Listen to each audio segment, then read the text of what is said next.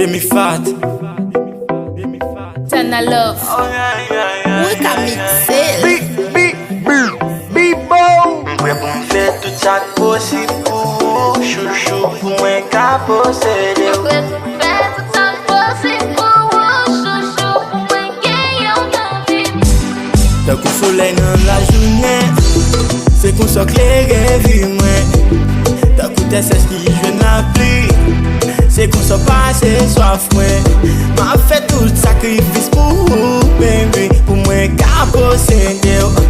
Mwen pou m'fè sa sot nan wash pou chéri, pou mwen pa kite ou ale. Mwen fè tout sakrifis pou doudou, pou mwen pa kite ou ale. Mwen pou m'fè tout sak posib pou chouchou, pou mwen ka posede ou. Mwen pou m'fè tout sakrifis pou doudou, pou mwen pa kite ou ale. Mwen pou m'fè tout sak posib pou chouchou, pou mwen ka posede ou. Se yon de dan pou taye, pou ta wè janvi mweke.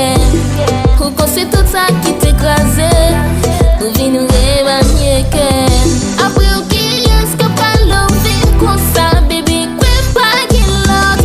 Yo pa kompren sa fe l'amon kon sa, cause you not addicted ak love. Fè tout sakrifis pou doudou, pou mwen pa kite ou ale. Mwen pou fè tout sa posib pou chouchou, pou mwen gen yon anvi. Mwen pou fè tout sakrifis pou doudou, pou mwen pa kite ou ale. Mwen pou fè tout sa posib pou chouchou, pou mwen gen yon anvi.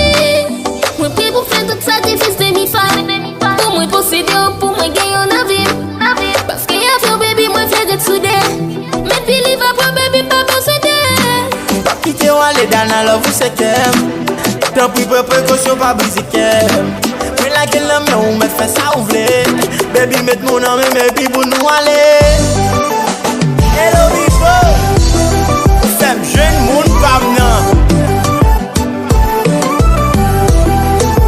Mwen jwen moun pam nan.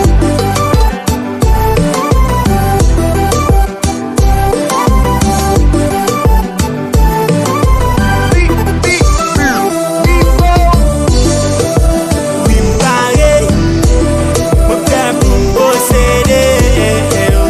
Mwen pale, pou mwen gen yon anvi. Oui m'pare, mwen pren pou m'posede ou. Mwen pale, Mwen pou fè tout sakrifis pou doudou, pou mwen pa kite ou ale. Mwen pou fè tout sak posib pou chouchou, pou mwen ka posede ou. Mwen pou fè tout sakrifis pou doudou, pou mwen pa kite ou ale. mwen pou fè tout sa posib pou chouchou, pou mwen gen yon anvi. Pou mwen ka posede